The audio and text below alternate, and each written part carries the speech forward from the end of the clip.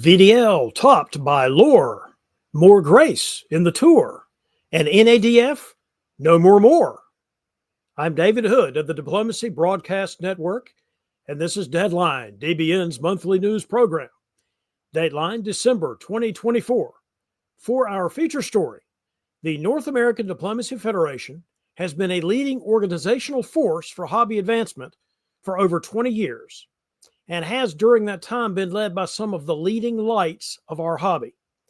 After 3 jam-packed years of hobby growth and improvement, current NADF President Zachary Moore of Minnesota is stepping down both from that post and as commissioner of the Virtual Diplomacy League, a project that he himself started in the year 2020.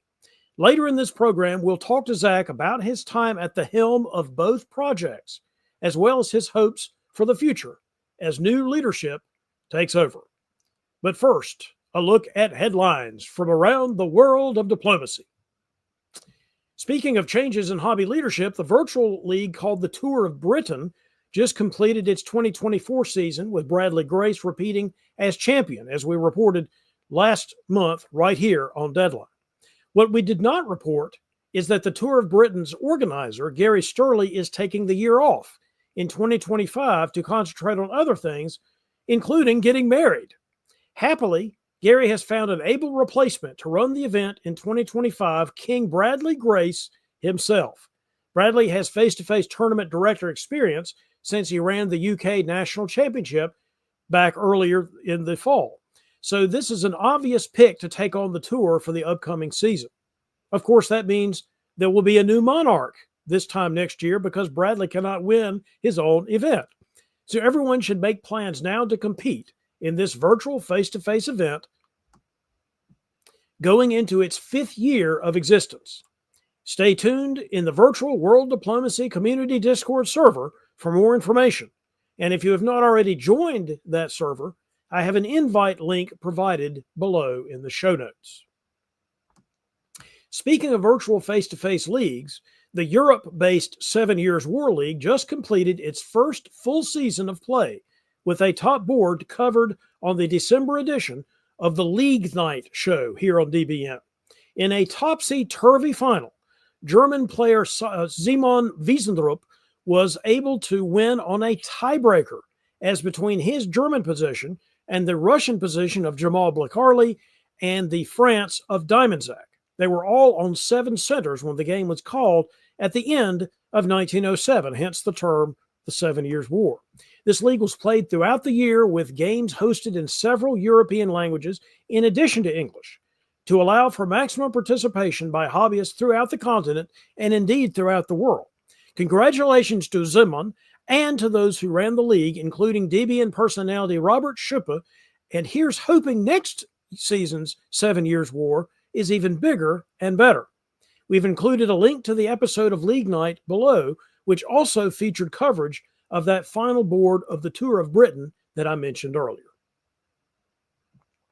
Also covered on that same League Night broadcast were the final 3 regular season games of the Virtual Diplomacy League. The VDL regular season champion receives an automatic bid to the DBN Invitational Tournament coming up this February, as does the winner of the VDL top board. So what happened? In the first game, Jason Gray topped as France with 14, and his ally England, played by Michael Saxton, came in second with 9. And then in the second game, league leader Justin Loar from Los Angeles added to his points total with an 11-center French board top again, with his ally Cody Green taking second at 7 centers. So I'm sensing a theme here, right?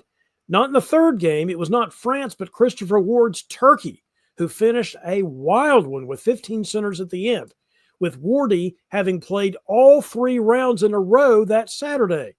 Perhaps he plays better when the less rest the boy has. I don't know. With that dominating performance, Wardy was able to force himself on to the VDL top board in the 7th position, right behind Jordan Connors at 6th. And there was a tie for the 3rd and 4th positions, so Zachary Moore posted a League Night After Dark coin toss video to determine seeding for the VDL top board coming up in January. I have posted a link below to that amazingly bizarre video. So, the 7 VDL finalists are in order: Justin Loar, Matthew Tatanchi, Michalis Camarites, Ben Kelman, Doug Malott, Jordan Connors, and Christopher Ward. Virtual diplomacy news just keeps it coming, folks. The 2024 Virtual Diplomacy Championship, which is our hobby's world championship for virtual face-to-face play, will take place the weekend of January 10th through 12th, 2025, with the top board scheduled for the following weekend. Jonnie Gillam and Justin Loar are organizing the VDC to be held as usual on the VWDC Discord server. Let's talk to Jonnie himself right now about this exciting upcoming tournament. Jonnie Gillam, welcome back to Deadline. Pleasure to be back, David. Absolutely. All right, you're here to talk about the Virtual Diplomacy Championship, which is our hobby's world title for virtual online play. Let's start with, how did you first get involved in the VDC and, frankly, in the diplomacy hobby in general? Sure. So I got involved in diplomacy over the pandemic during the virtual face-to-face heyday. And I think I largely got involved in the VDC, would have been last year sometime, although this year is my first year running it myself, with the intent of trying to hold on to the virtual face-to-face tradition in the hobby that was so vibrant during the pandemic and has still definitely going on, but sort of needs some TLC to continue through the return of face-to-face. Yeah, we have basically two virtual face-to-face tournaments that we have left over from the virtual era, and this is, of course, the bigger one. Right, exactly. So give us the specifics of the Virtual Diplomacy Championship that's coming up here in just a few weeks. Can do. So we will be holding the Virtual Diplomacy Championship over the weekend of January 10th through 12th. There are 7 rounds of play. There's convenient round times for people in all time zones. You can play as many rounds as you like. If you do choose to play 7 rounds, you will be hearing strong words from me and perhaps receiving a referral to a mental health therapist. But you can do it. It's been done. And your best 3 scores will count. The scoring system is it's a modification on the older scoring system, which has always existed for this tournament, which Michalis has created.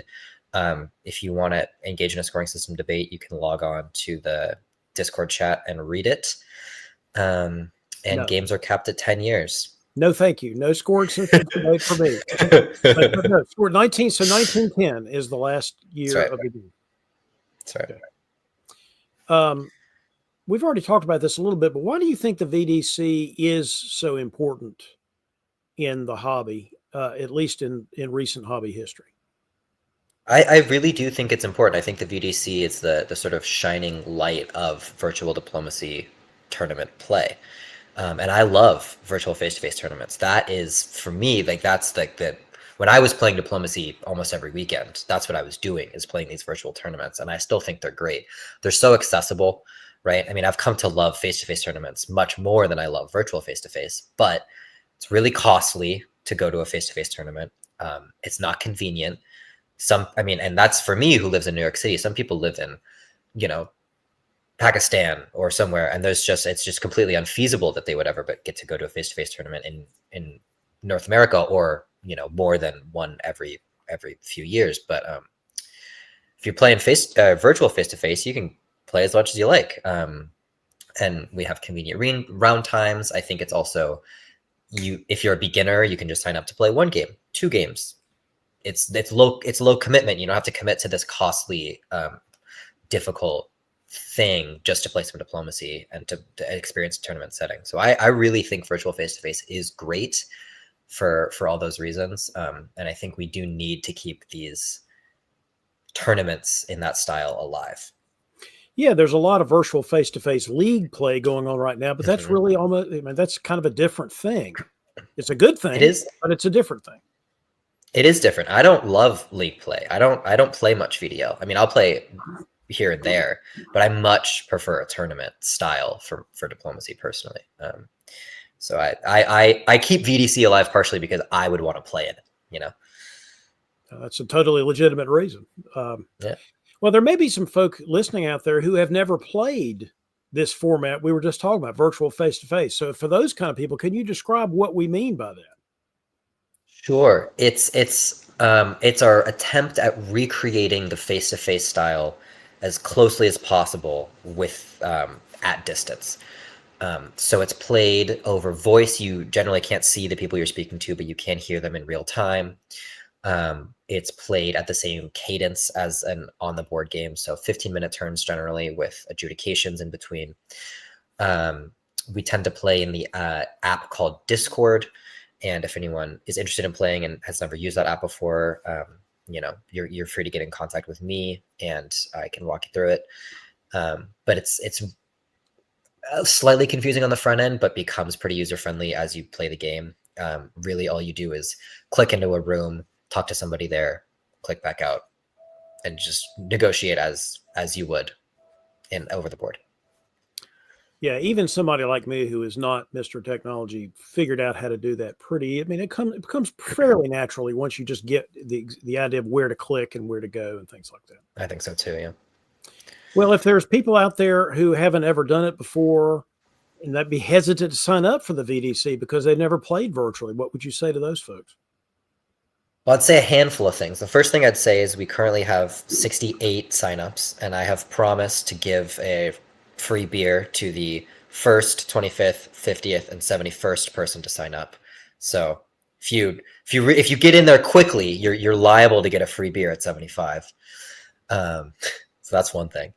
But I mean, the VDC is probably going to be the biggest diplomacy tournament of the year.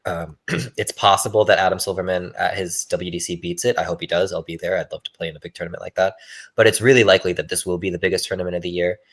So it's a lot of fun. You'll get to meet a bunch of people all over the world, different time zones, new players from different places. We're recruiting a lot of younger players who are coming over from, you know, from the Diplostrats games that they're running over there, or from the variant world, which has really been separate from the virtual face-to-face for a long time. I've been really trying to recruit over there. So you meet a lot of new people. You get to play in a big tournament. The top board is always a lot of fun. The top board at a VDC is usually one of the best games of the year. That's been true for the last couple of years. We've had amazing top board games. So. We have. And that will be the weekend after the initial rounds. Yeah. That's right. Well, now the winner of the VDC gets an automatic berth into the DBN Invitational, which is coming up in February. How important do you think the VDC might be as a late season opportunity for DBNI points for people? It's huge. If you score in the top 3, if you win the VDC, you're in. If you get second in the VDC, even if you have no other points, you probably will be in. If you get third and you have anything else, you will probably be in. So VDC, even if you're ranked 127 and you get a really good score in the VDC, you are very likely to be able to play in the DBNI. So that's great. And there's also, like we've been speaking about, there's really limited tournament opportunity for people who, for whatever reason, aren't able to go to face-to-face tournaments around now. You can play in the VDL, but again, league play is different. It's a different beast. Availability is different. It's much easier for me to block off a whole weekend occasionally than it is to block off 8 hours on a Saturday monthly. That's just much more difficult. So I never compete in the VDL. I've never been on a VDL top board. So, I mean, if you are one of those people, this is the Summer Classic and the VDC, good scores there are how you're going to make the DBNI if you want to play in it. And you should, because it's a lot of fun. It's also true that if you're a face-to-face player who has a really good scores in the face-to-face world and you would qualify for DBNI, you have to have played at least one virtual game. The VDC is an opportunity to get that virtual game played. That is absolutely correct. That's a great point, David. You're making my case. Well, I make cases for a living, which, by the way, Jonnie, tell us what you're up to these days. People might be interested to know. Thanks, David. I've become a paralegal. I've quit my bartending job and entered the law field. So the hobby has gained another lawyer. God knows it needed it. It certainly did, in my opinion. All right, final question for you, Jonnie. How can folks sign up for the VDC? Answer. Folks can sign up for the VDC at the Google form, which is linked in the description of this YouTube video. That's exactly right. And once they get there, will they be able to contact you for more information? Sure. You can also contact me at the email, which will be listed in the link in the video description, as I have just decided. Yes, you may contact me there as well. Excellent, Jonnie. Well, anything else you want to say about the VDC? And by the way, thank you and Justin for running this thing. Yeah, thanks to Justin. It's a great point. Thank you to him as well. And you folks really should play. I'm going to really try hard to make this a big event, sort of the landmark virtual event of the year. And I really want to have as many people there as possible. The more people who play, the more fun it is for everyone who plays. So it's a great win-win. You're not doing anything on a rainy weekend in January. I know you're not. And so come play with us. And don't you want your games to be covered right here on DBN? Thank you, Jonnie, for being on the show. Thank you, David. All right. Lest you think that there's not any activity brewing on the face-to-face diplomacy front, let's dispel that notion right now. First, the French Diplomacy Championship was held in late November in Paris, and the results should surprise no one who has been following European tournament results this season. Think about it. The European Diplomacy Championship, the EDC, was won by an American. The Netherlands Diplomacy Championship, the NDC, was won by an Englishman. So the French Diplomacy Championship was won by a Dutch player, Micah Blum. Again, if you've been following the 2024 season carefully, you know that Micah's results have been getting better and better, both virtually and in person. So this win by her is not unexpected. Congratulations to Micah, as well as to the second and third place finishers, Jan Clouet and Brioc Thibault. There were also a number of face-to-face events coming up soon around the globe, so let's talk about those. First, we have the long-running Cascadia tournament run by Chris Brand near Vancouver, British Columbia, which was the site of the 2024 DipCon, remember, and it'll be held February 1st and 2nd. The weekend after that sees the return of face-to-face diplomacy in Britain, with the SpireCon tournament happening in Chesterfield. And then 2 weeks after that, February 21 through 23, will be the second running of the Hung Parliament Handicap Tournament in Canberra, Australia.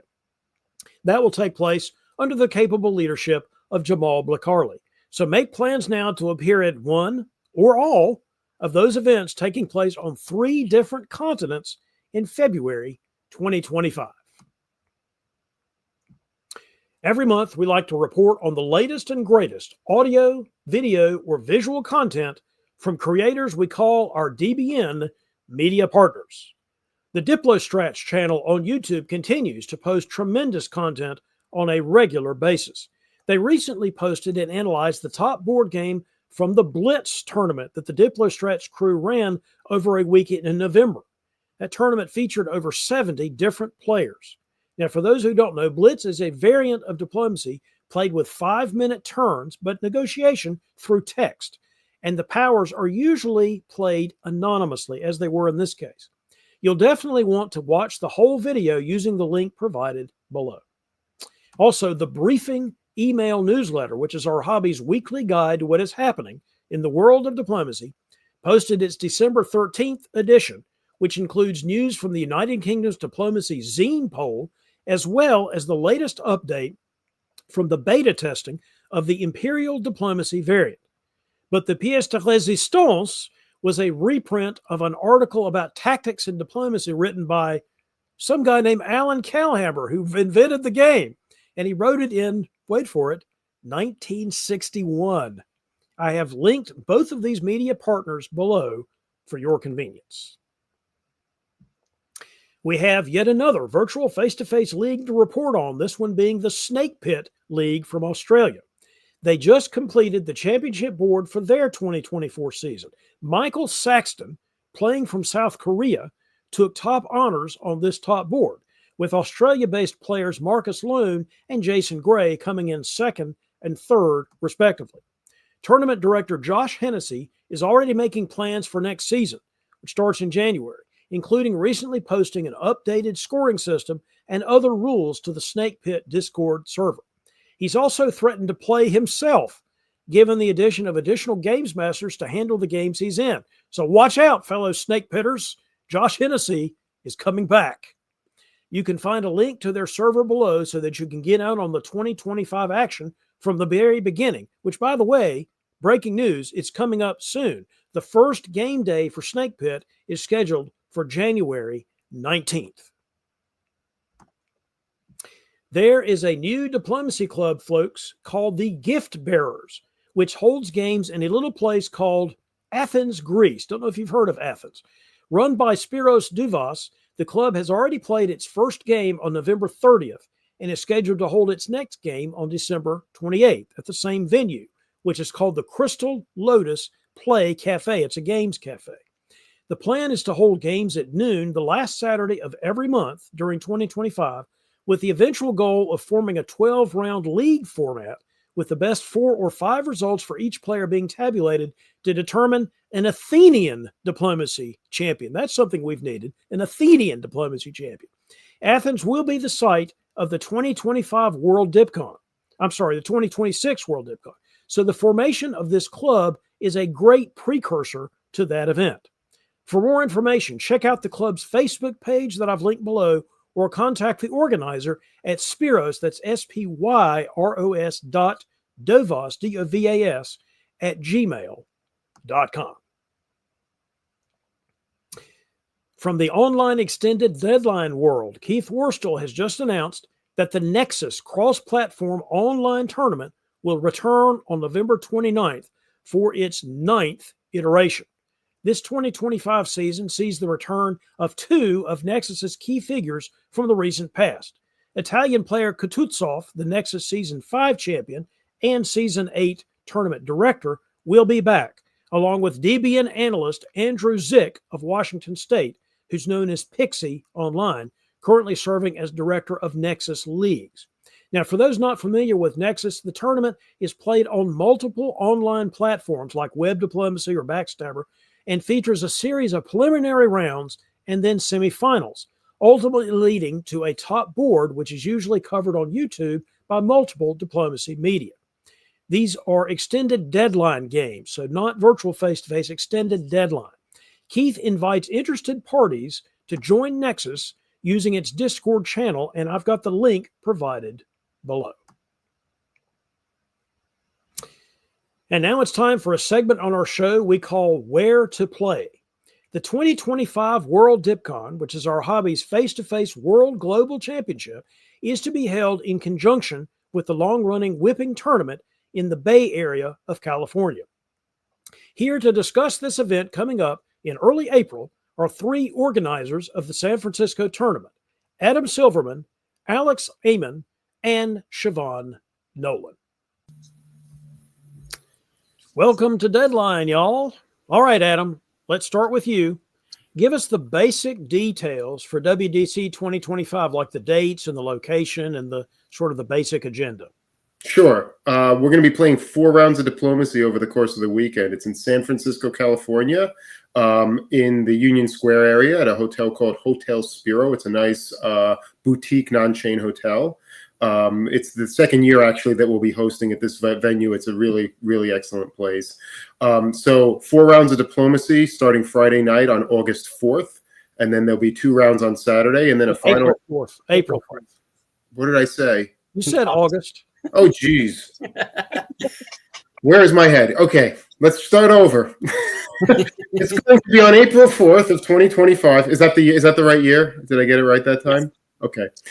It's going to be on April 4th through 6th, 2025. 1 round Friday, 2 rounds Saturday, 1 round Sunday. The final round will be a kind of a, decide the champion. And yeah, it's going to be awesome. I mean, I don't know what to say. It's World DipCon. We already have players from, I think, 4 continents registered, right? And yeah, all over the U.S. for sure. Canadians, Europeans, Australians, and 1 person from Asia so far. So we'll see how that continues to go. But it's just going to be an amazing celebration of this game we all love. Before we go any further, Adam, for those that might not know who you are or not be familiar with you, to tell us a little bit about your diplomacy backstory. Yeah. I learned the game in high school, like many players, many people. Back in those days, I played with some friends in high school and also played on America Online. Remember that? There was Just how old are you? Yeah, I know. I don't still have an AOL email address though, so that's good. You've got mail. So yeah, there was an active diplomacy group on that, and actually, this is kind of relevant because it was one of the players on that told me. This is now when I was in college. Told me there's a diplomacy convention in Baltimore, Maryland, in 2000, and that I should go. And I decided to do that. This happened to be World DipCon in 2000, which I think is one of the bigger or biggest tournaments in the U.S. in the last really long time. I mean, there were a ton of people there. It's about 150, as I recall. Yeah, and it was so amazing. I mean, it was just such an amazing experience. I got my butt handed to me. I coughed up a solo to the guy who won the tournament, a British chap named Simon Bouton. But I had such a good time, and I was so hooked by the game and by the people. I really got involved, early on. I used to go to the tournaments with the Pit Kissers, and I went to a DixieCon, in 2002 when I was still living out east. And then I moved out to California, got connected with Eddie and Siobhan, and we started doing all the diplomacy thing out here. And the rest is history, I guess. Before I move on, Adam, who all have you got signed up so far? Not the whole list, but just give us some idea of how many numbers do you have? Some general. Yeah, well, we have over 50 registered at this stage, and we're not quite a little less than 4 months out. So I'm really thrilled with that. So we're gonna have a great turnout. Like I mentioned earlier, we got players from 4 continents. We have a lot of former world champions, right? We have last year's world champion Nicolas Ahugay. The year before, Jamal is coming from Australia. Andrew Goff, multiple-time champion. Doug Moore, multiple-time world champion, coming. I'm sure I'm forgetting a lot of names, on that front. We have DipCon champions. We also have a lot of, casual players who like to come out to tournaments and don't always necessarily, have the top results, but just love to play and hang out. And I love a lot of those types of folks, kind of people of the whole skill range, a lot of local people in California, but also traveling just from all over the place. It's a great set of people. That sounds great. Alex, let me go over to you. First of all, give us your diplomacy origin story. Sure. So I guess Siobhan and Adam are more well known to the DBN audience than I am, but I've been playing for about 25 years or so. I, like Adam, started in high school.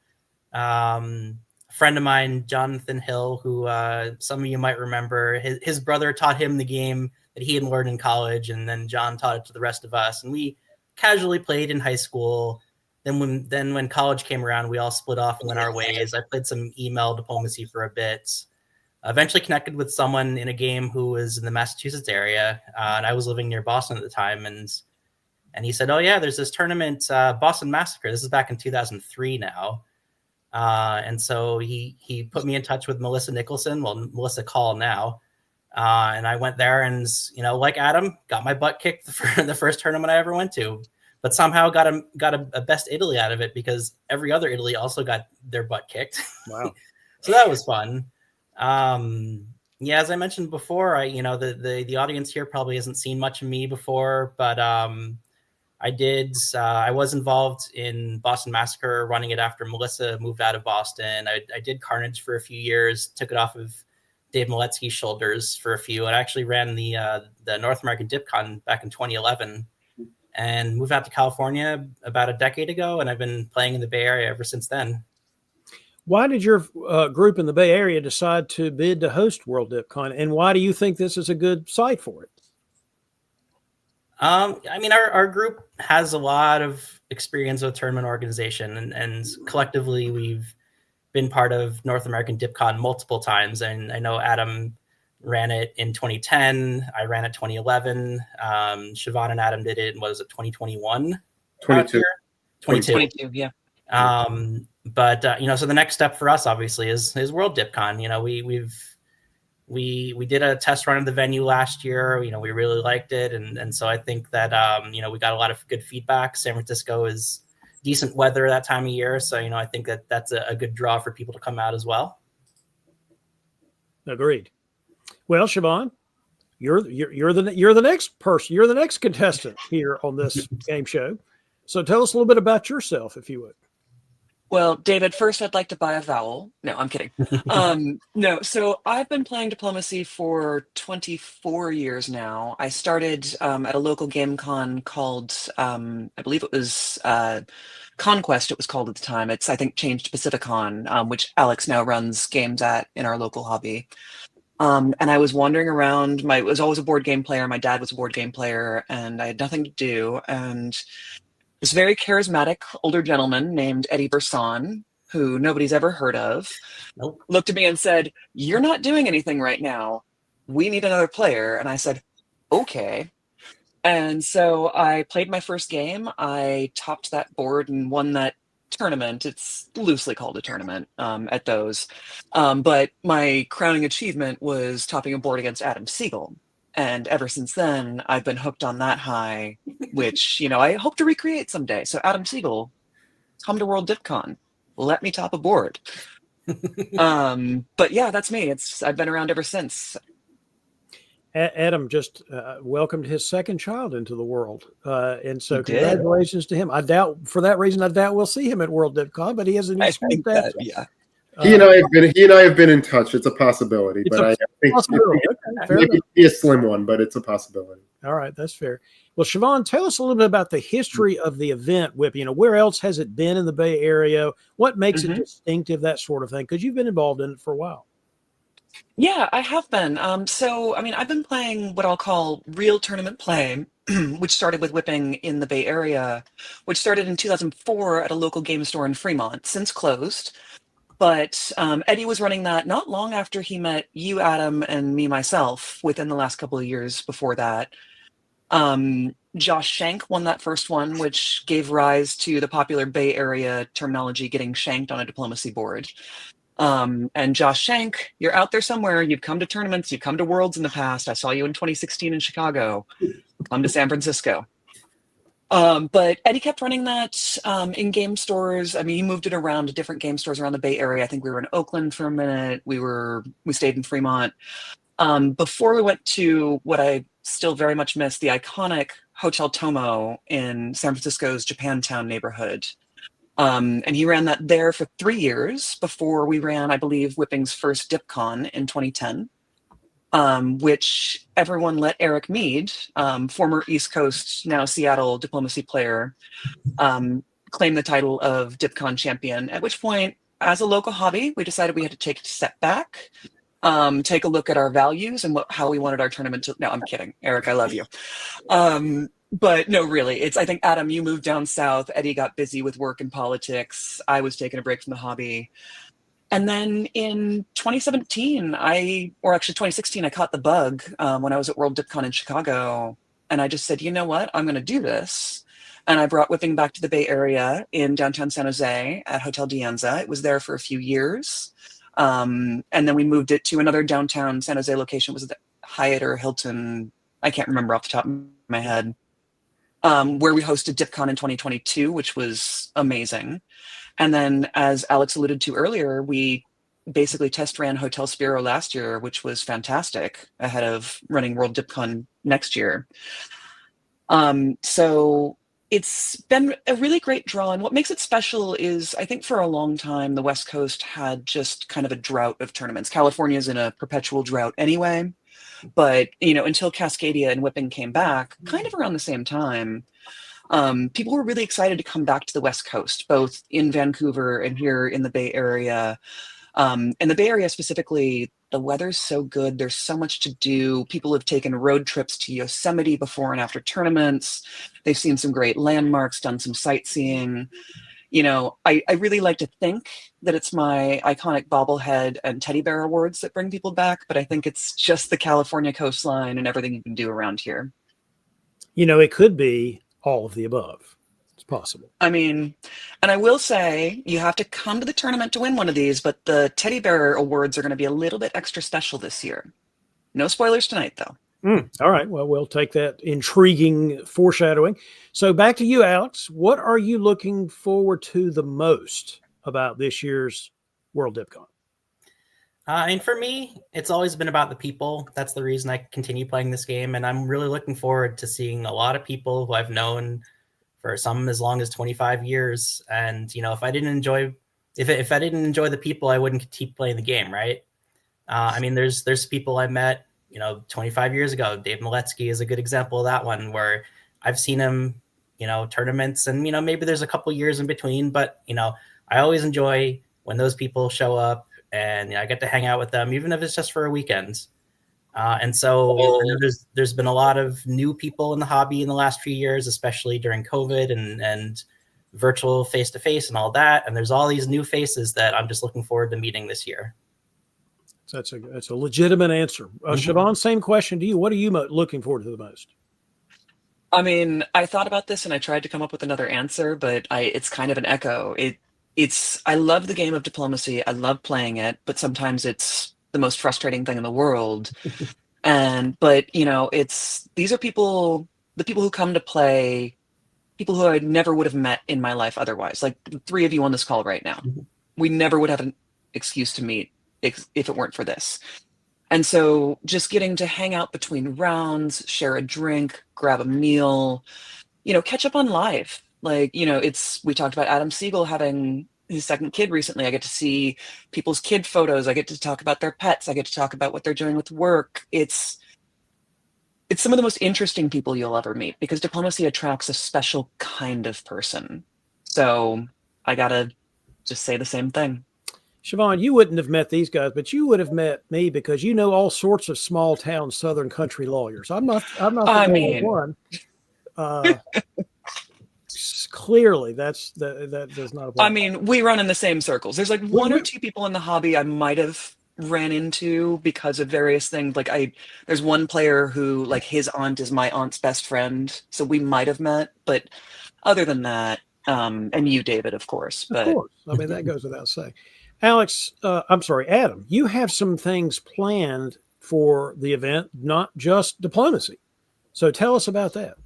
Sure. I think, one that's sort of a little bit more nebulous, but I'm excited for, is we are planning some organized sightseeing, day tripping in the couple days right before the event for anyone who is able to or wants to come early. So we will do some organized touring, and I think that's going to be largely driven by the interests of our visitors. There's just so much to do in the Bay Area, whether I know there's a group that wants to go to visit Alcatraz and do some other things in San Francisco. I've heard from a number of people that they're interested in doing some hiking in Redwood Forests, which, 30 minutes from the city, we can easily get out there. There's people who are interested in going to Sonoma wine country, also really accessible from San Francisco. So, we're going to plan that around people's interests, but that I'm really excited to, because it'll just be some low-key hanging out and, spending some time with people and doing really fun things, frankly. So that's sort of like the immediate before. And then, as the tournament gets started on Friday, we have the game room all day. The tournament itself doesn't start until the evening. And so anyone who's just kind of hanging around and doesn't want to do, kind of sightseeing stuff, open gaming, we'll bring some other games, or if anybody for some reason wanted to play diplomacy during that time, they could, I guess. But we'll have the room open. And then, you and I have talked about this. We're going to do an interesting try something new and do a little panel discussion with some hobby luminaries that David, you'll be moderating. So I'm excited to see what you come up with for that, because I've kind of stepped back other than throwing that at you. So, but I'm sure that will be really fun for people who are able to attend. Yeah, it should be kind of cool, a little bit different. Well, staying with you, Adam, for a minute, you've already mentioned the fact that there's 4 rounds and when they are, but tell us a little bit more about the scoring structure or the scoring system for the tournament. Sure. I think that, we could talk about the scoring system in a little bit more detail, but I think the thing that's going to be a little bit unusual about this tournament is the overall structure. It's something that hasn't been tried before, to my knowledge. A lot of big tournaments use a top board system where going into the last round, the top 7 players will be seeded and they'll play against each other, and whoever has the highest result in that top board game will win the tournament. And we're doing a little bit of a play on that, where instead of it just being the top 7 getting seeded together. We're going to take a pool of players, which will be the top 21 players going into that last round, and we're going to call that our championship pool. They'll be randomly seeded together. So the top 21 will all be playing against the other top players in the tournament, and they'll have a chance to play for the best. But it'll be 3 separate boards going on.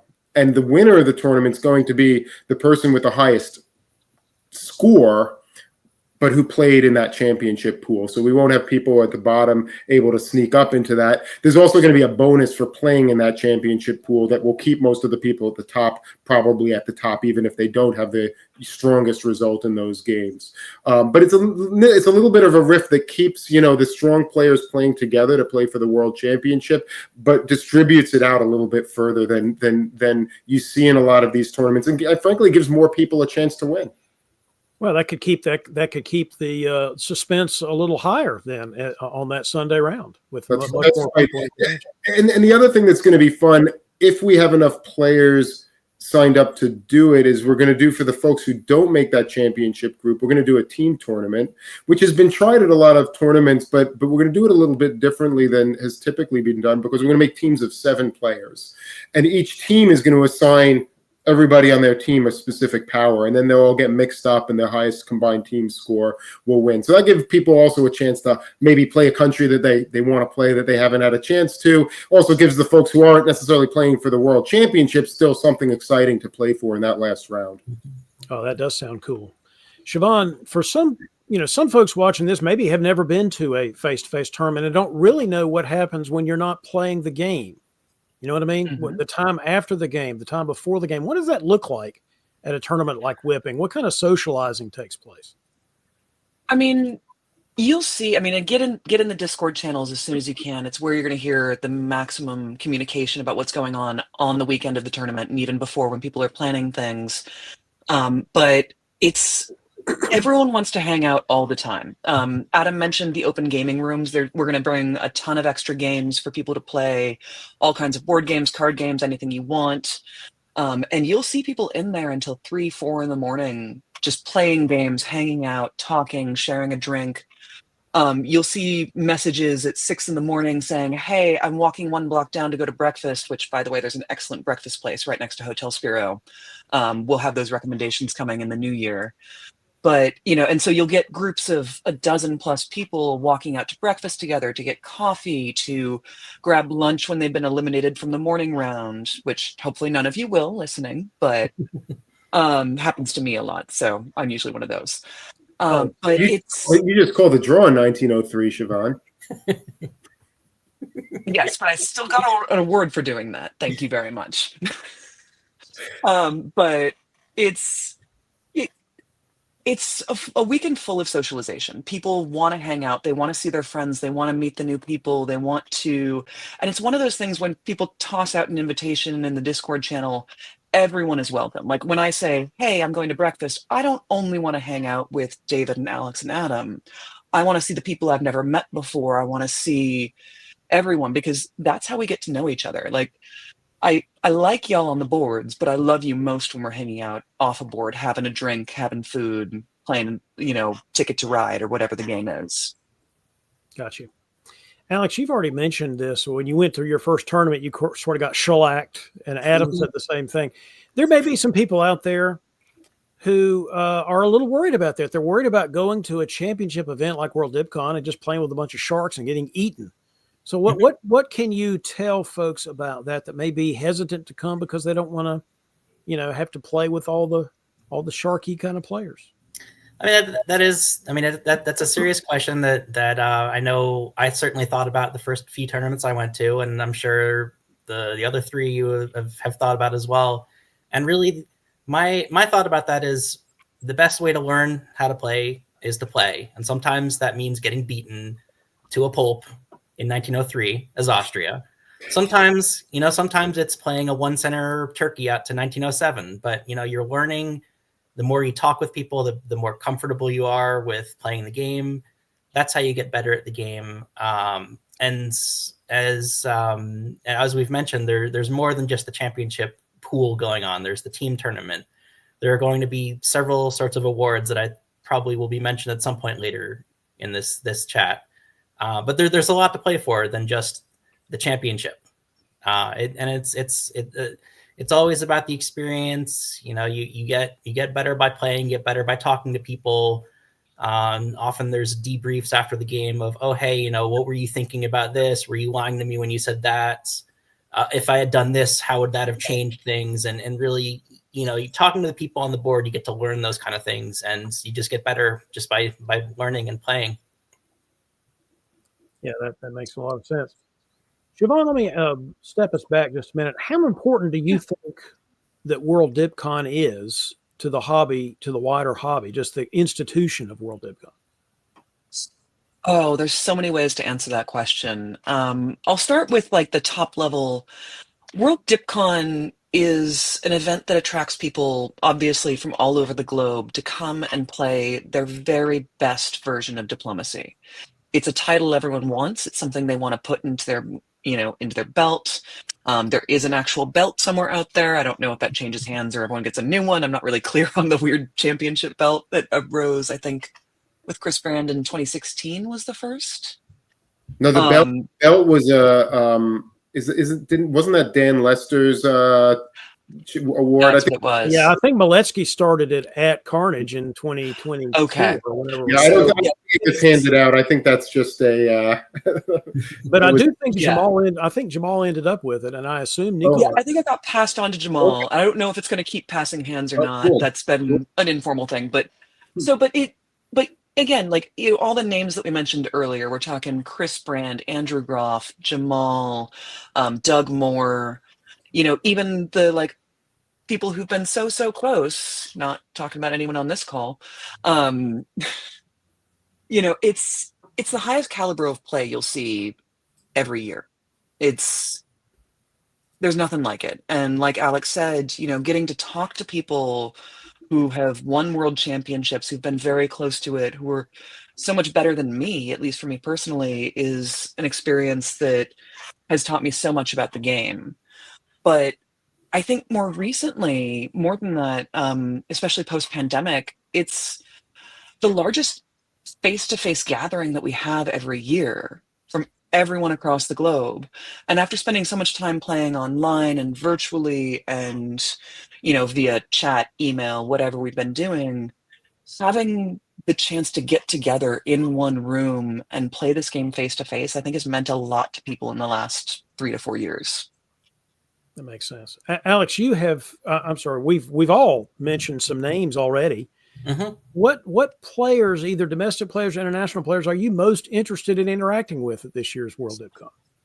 I mean, there's always the Chris Brands and the Dave Maletskis, the Ender Goffs. I mean, I love all of you and I want to see you again. But there's some players out there that I've never met before. I've only seen some of their results in DBN broadcasts. Justin Loar, Micah Blom, people like that who I know both of them are confirmed already.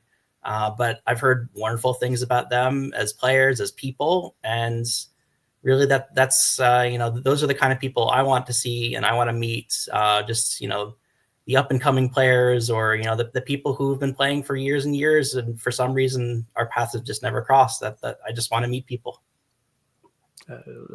That is a great answer to that question, because it would certainly be my answer, is that I want to see these people that I've known in some cases for decades and decades. And I'm just as excited to meet people for the first time. Like we met some people, Alex and I were at the Denver tournament. Yes. And, met some new people, Patrick Jacobson being one that I had not met. What a cool guy. I mean, there's people like that out there, and there's going to be locals that I would love to meet from y'all's club and people from on the international side. Adam, I'm getting pretty psyched listening to all this. Tell people how they can register. Well, I hope you're going to put the link in the show notes, because that will be the easiest way. So there's a website, and the website is if you go to the NADF, THENADF.org. It's directly linked from there. There's a whole string for a direct link, and I'm sure that'll be in the show notes as well. But go to the website. We can hopefully post the website itself and a direct registration link there. But the website has all the information you need. It has the dates. It has how to get a room at the hotel if you want to stay there, which we have an outstanding nightly rate for the hotel. It's like kind of absurd for San Francisco. Really, really great rate. It will have any information you need, and also contact info for all of us if you have questions, and we'd love to hear from you. So please do reach out and please do register. It's just going to be amazing, and what's going to make it amazing is all of you players coming and making it so. Indeed. All right, final question. Give us a quick answer. Alex, why should people come to World DipCon? Give us a quick, pithy answer. Diplomacy. I think that's the real reason. But I mean, there's a lot of stuff we're doing otherwise. There's the social events that we've mentioned. There's the panel discussion. There's just getting to see people and hang out for a few days, make those connections, and it's really all about that. Siobhan? I have two answers to that. The first is the beautiful California coastline. You can't beat it this time of year. And second, of course, my sparkling personality. I knew that was going to happen. I was going to use that one, Siobhan. Adam, come up with a different answer then. You're on the spot. Go. I think, this gets into what you were saying about the legacy of World DipCon earlier. And, this is the tournament where folks who are into the hobby, maybe they're only going to go to one tournament this year or one tournament in the next couple of years. And this is the one they're going to come to. This is the chance to meet a lot of really, really awesome people, including everyone in these squares right now, but many, many more. So you'll just meet great people and have a great time. All right. Good answers from all three of you. Thanks for being on the show, and see you all in San Francisco. Thanks, David. Thank you. Well, Zachary Moore, welcome back to Deadline. Before we talk about the big news, let's get a diplomacy origin story for you. We always like to do that with our people on here on Deadline. That seems appropriate, David. I'm happy to oblige. I, like most people who play this game, I bought it as a teen, and it sat in my closet for about 5 years. Untouched, unplayed, unopened, until a friend of mine had gone to college in Madison, at UW-Madison, and met somebody there who was somehow, I think he's from Chicago, and connected with the Weasels. This friend of mine knew about CODCon, not Weasel Moot, CODCon, their old gaming convention tournament in April. That they ran before Brandon Fogel killed it in cold blood. And we drove down. We got in the car, drove down. I had played one teaching game of diplomacy in my entire life, and that's it. It was soloed by the person who taught me. And I threw myself into tournament action and got blown off the board. But I was hooked by the intensity of the game. And how competitive everybody there was. I mean, the Weasels, they really wanted to win and did not take it easy on me, and that drew me in. So you like to be taken advantage of. It's not surprising, but I'm a little surprised that you said it out loud. I'll say this: my first game, I was Austria. I don't think I built. That takes special talent. Where do you live? And when you're not running various diplomacy institutions, what do you do? I am based out of Minneapolis, Minnesota, David Hood. When I'm not running hobby institutions into the ground, I am playing volleyball at a very low level. I have a recreational volleyball league, the absolute lowest level that they let us play. I work in nonprofit. I work with adoption, families who are adopting from India, with a nonprofit here called Children's Home Society. I represented them in the Broadcaster Brawl a couple of years ago. And I'd be remiss if I didn't mention, David Hood, that every Sunday I'm watching the Vikings. 11-2. Shout out Sam Darnold. Yeah, I pine for the days that I could root for a team that could actually win 11 games in 2 seasons, much less in 1 season.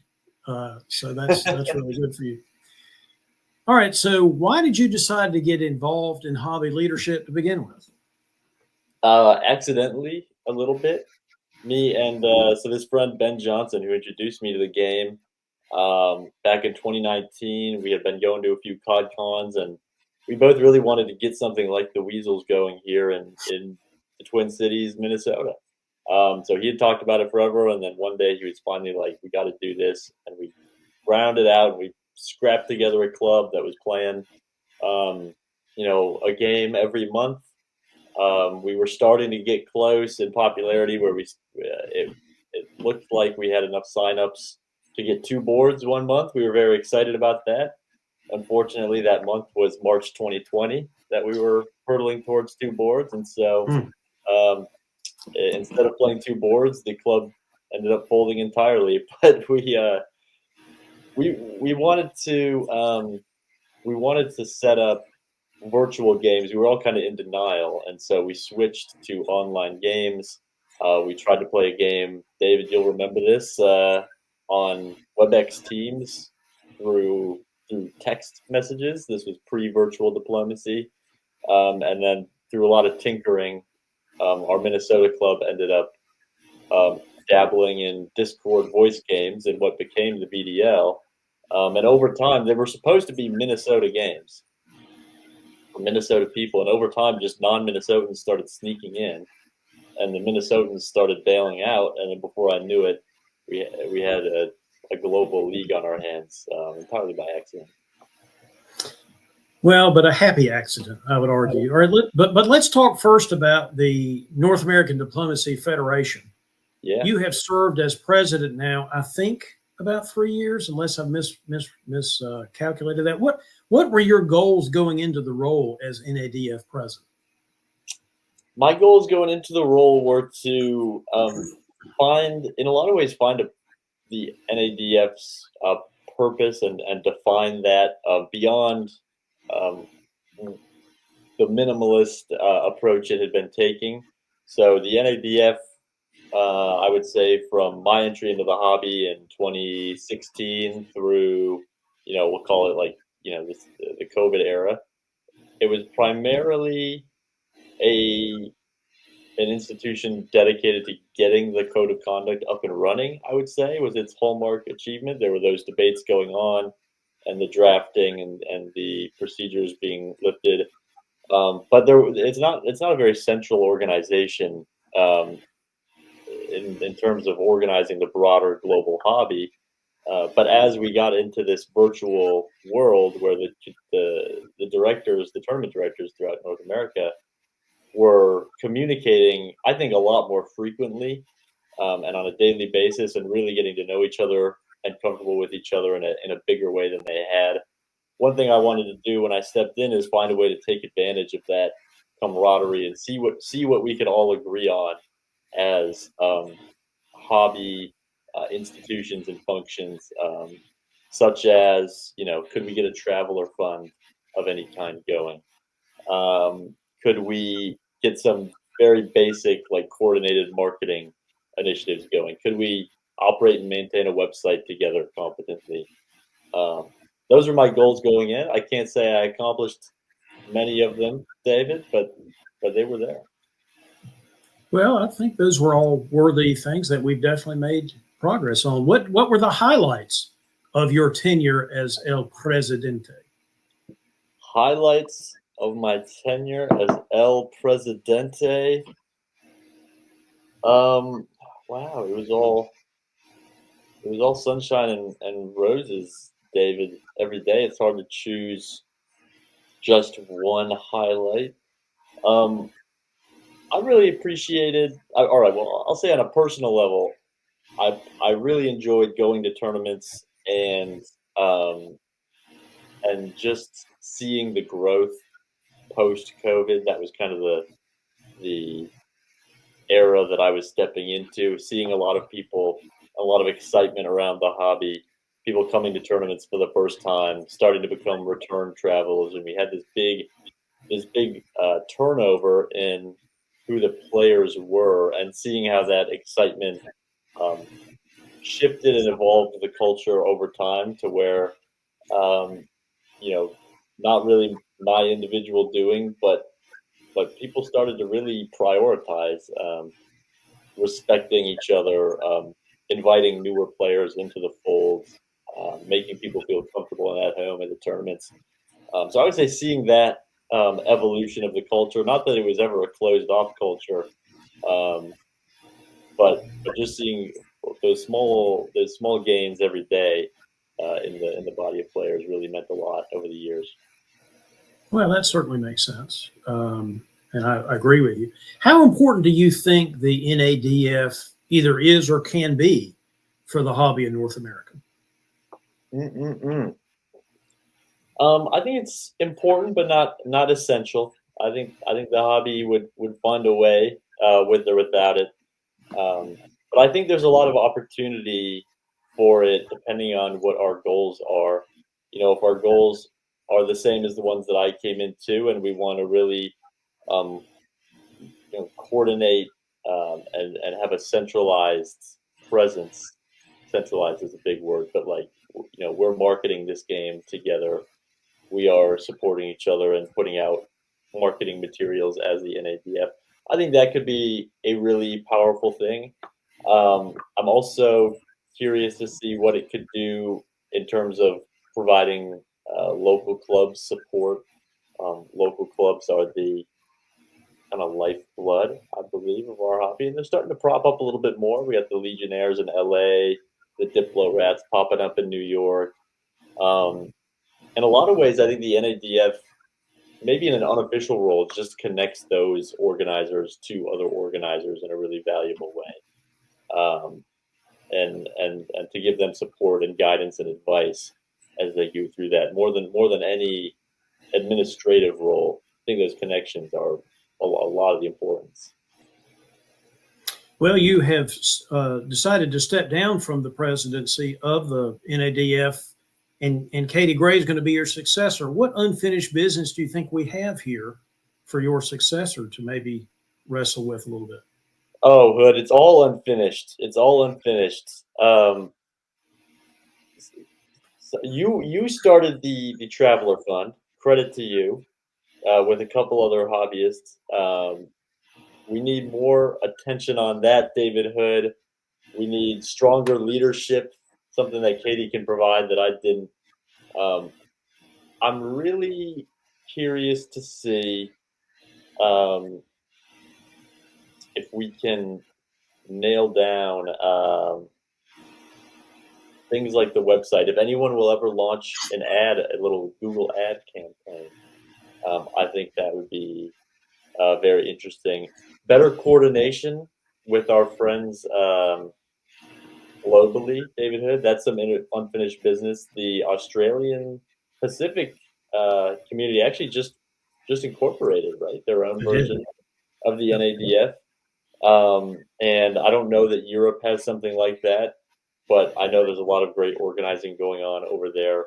So yeah, I think the unfinished business is just cementing those bonds of coordination with the global hobby, to get everybody moving together in lockstep with each other.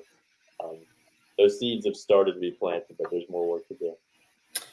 Well, one thing I would say about your presidency is that NADF was always essentially a face-to-face diplomacy organization for the most part. And because you were wearing multiple hats, and some of your hats were in the virtual world, you've been able to sort of combine the hobbies a little bit under the NADF umbrella. Let's talk about some of the other things that you've done besides the NADF. You've also decided to step away from running the Virtual Diplomacy League that you mentioned earlier, as well as the VWDC Discord server where the VDL and some other things take place. Why did you decide to step away from these roles? It was really time. I've been keeping an eye out for someone who I felt could be a good successor for a while. It was really important to me that I didn't feel like whatever I was doing was going to be successful unless I was sure that it could outlive me. And it was very important to me that I handed it off in a structured and planned way, rather than what we see happen sometimes, which is an organizer all at once is burnt out and then they're disappeared off the face of the earth. And so when I started to see that to be honest, I wasn't running it as well as I had been or could be, was just finding myself with less time and energy to devote, not really pumping up the games, getting later and later to post things. I could tell it was time for someone who could put the energy in. And Isaac Jukes, who is coming in to run the league, is the perfect replacement, the exact type of person I've been looking for. Really good character person, liked by everybody as far as I can tell. Has done so much for the VDL over the past 2 years, GMing almost every round one game. When you message him, he responds right away. He's very passionate about the game, about the moves. He's watching DPN. He is thinking about scoring systems. He's got all the energy and love that you want to see in someone running something like this. And so when I asked him and he agreed, it was just clearly the right thing for the VDL and for the hobby. Well, we talked a little bit earlier about the VDL essentially being a little bit of a happy accident. Mm-hmm. But however it came to be, I think it's been a real game changer for the hobby globally to have that connected league for people from all over the place to play on a regular basis. I mean, I just think that has been a complete game changer. What do you think? What were you trying to accomplish with VDL? And then do you think it has at least been partially accomplished through the globalization I just mentioned? Yeah, I think it really was accomplished. What I wanted was, there were two goals in mind, and they weren't entirely related. One was, when we started this virtual phase, everybody was buzzing about the possibilities and, we should start a super league and we could finally have these tournaments where we get all these players that we all know together, and it's not like the face-to-face where there's always 10 or 15 people who are really strong players who you'd love to play against that just can't travel for one reason or another. So we had this vision of really settling some debates within the virtual diplomacy league of who is the best over time when you get everybody in the same arena. And in a lot of ways, I think we really did accomplish that. Like, we have seen people, the best of the best, battle it out in VDL, get to the top board. We've seen them be challenged by some new and young talent that we're kind of, from the face-to-face perspective, discovered, right? All these incredible online players that were always incredible players that couldn't travel for one reason or another. We could settle some of those debates, who's the best there. It turns out all questions, for a couple of years, the answer was Peter McNamara, and that was what we accomplished, is just figuring out he's better than everybody. I don't know what kind of accomplishment that is, but keep going. Well, over the past couple of years, we've learned that no, in fact, it's a different Australian, Jamal, who's better than everybody. So if the worst thing VDL did, I'll tell you this, is just inform the entire globe and put us on notice that Australia is much, much better than us at this game. Well, that's certainly one way possibly of looking at it. But when you've got League Night covering all the VDL games in detail right here on DBN, that also was part of the solution here to this globalization. It's not just being able to play with everybody like Jamal or Peter or Nicolas Taillet or anybody from around the world that you're not going to see in a face-to-face setting here as much, or at least nobody's going to see each other as much in the face-to-face setting. You've got all this attention through DBN. It's an amazing partnership that VDL and DBN has with League Night, I think. Mm-hmm. I agree. In a lot of ways, VDL is DBN. I mean, without DBN, does anyone really care 5 years later about VDL? And are people still signing up? I'm not sure they are. So I think, DBN sustained VDL as much as anything. What do you think, Isaac, maybe ought to focus on going forward in terms of improving the VDL? It's the basics, I think. I think the fundamentals of people know here's when the game's going to be. They know what to expect. It's posted right on time at this time. Reminders are sent out, on a group level and individually, to make sure that the people who are interested in this game know when the game is and are reminded to sign up. It's really not rocket science. I mean, it's the fundamentals of organizing that just take hard work and passion that Isaac is going to do very, very well. And, being reliable, being on time, having the league charter updated properly on time. I mean, just every little detail that makes it a league where a player can wake up on Saturday morning, say, I want to play diplomacy, and be able to do that without any difficulty. I think that's the stuff that he's going to really nail. All right. Well, the other thing that you're stepping away from is running the Virtual World Diplomacy Community Discord server, the VWDC Discord server that was originally set up by Bill Hackenbracht. Mm-hmm. And, for folks that don't know or don't know what it means to have a server like that, what sort of things other than VDL do we have on the VWDC Discord server? VWDC is the hub of virtual diplomacy play, I would say. Tour of Britain is housed there, which is very much like VDL, run by Gary Sturley and now Bradley Grace for a year. You have, for a while, we had Portuguese language games being organized quite frequently. For a while, we had casual house games about monthly. I think those have fallen off a bit. We've had German language games organized through Robert Schupa every now and again. And then the two main tournaments, the Virtual Summer Classic and the Virtual Diplomacy Championship, which is coming up.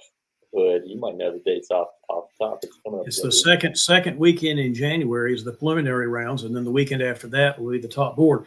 Viewers that are watching this interview will also be watching this same episode, a interview with Jonnie Gillam, telling us a lot about the upcoming VDC. Excellent. Yeah, it's going to be a good tournament. Oh, yeah, it's going to be great. They've already got a lot of signups. Is Isaac also taking over the VDC Discord server duties? No, I'm trying to partition it a little bit to get more people involved in little smaller bites. I think that'll work well. So VDC or VWDC, people might not know this, but there is a board of directors that kind of we cobbled together when we were formalizing it. You and I are both on that board, David. I'm going to give up my seat. Chris Brand is also on that board. He's going to be stepping down, and nothing's finalized about who's going to take our places. But yeah, I'm stepping back, and I don't know if there's going to be a new person that is filling exactly my role. My hope is that it's 2 or 3 people that are going to be getting more involved. So more of a committee running the server than one person sort of. I mean, we always had a lot of people working on it, but one person sort of in charge, but maybe look at more of a committee angle. Yeah, I think that'll be great. I think that'll be a nice long-term solution that you just don't run the risk of somebody getting swamped and then disappearing and missing something important. Well, that is obviously a risk. Well, Zach, give us an overall retrospective on your tenure as head of these hobby functions. What has it been like for you? What will you miss? Will you now fade into obscurity? What are you going to miss? It was tremendous fun. The best parts were always just the people that you got to know that came and went, the personalities who find the game, fall in love with it, then get busy and disappear, and then you meet someone else who's finding the game and fall in love with it. Most of all, I'm going to miss going to a tournament and feeling like I am connected to everybody there in some way. As I fade into obscurity, I'll just be a face that people probably don't know my name, and I don't know their name. And there's that buzz of really kind of recognizing everybody from, I know you from online, I know you from this and that. So that'll go away a little bit. I'll miss that. Do you want a list of things I won't miss, David? Because I could talk. How long do you have? Well, as long as you would like to speak, which I hate to say that. That's probably too long. What time do you have? But no, that's right. We'll keep this positive, which means that I want to ask you, what are your plans now for your hobby future? You're not going to fade into obscurity. I'm still going to see you kicking around some. So what are your plans now in terms of hobby involvement? Yeah, you're gonna see me. You're gonna see me. I will go to between 1 and 3 tournaments a year, depending on the year. I'm gonna have a little bit of downtime this next year, but after that, I'll still be going to 1 to 3. You'll see me just about every September at Moot. And my hope is that now that I'm out of this organizing, I'm able to pop into some virtual games a little more often. I haven't played much virtual. Maybe I'll take a run at the VDL, Hood. Maybe I'll win the VDL. Who knows? Anything's possible, which is a kind of a broad statement to make about you or anybody else. Well, Zachary Moore, on behalf of the entire diplomacy, yes, I know you won some tournament somewhere against some dweeb that came in second. I'm aware of what you're Regatta, popularity contest, a lot of trophies. Yeah, there are a lot of trophies.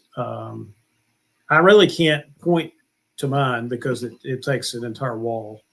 So I can't really do that. But I appreciate the fact that you were doing that. No, seriously, on behalf of the entire diplomacy community, I'd like to thank you for your service and wish you all the best in your future activities, Zach. I'm serious about all of that. Thank you, David Hood. I appreciate that. Thanks to all of you watching at home. We hope you have enjoyed this broadcast of Deadline.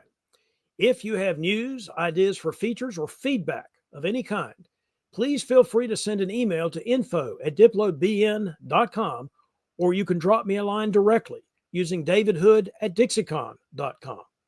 To review all of our broadcast offerings, visit our website at www.diplobn.com. This is David Hood signing off. I wish you brightness and bliss and, of course, Belgium.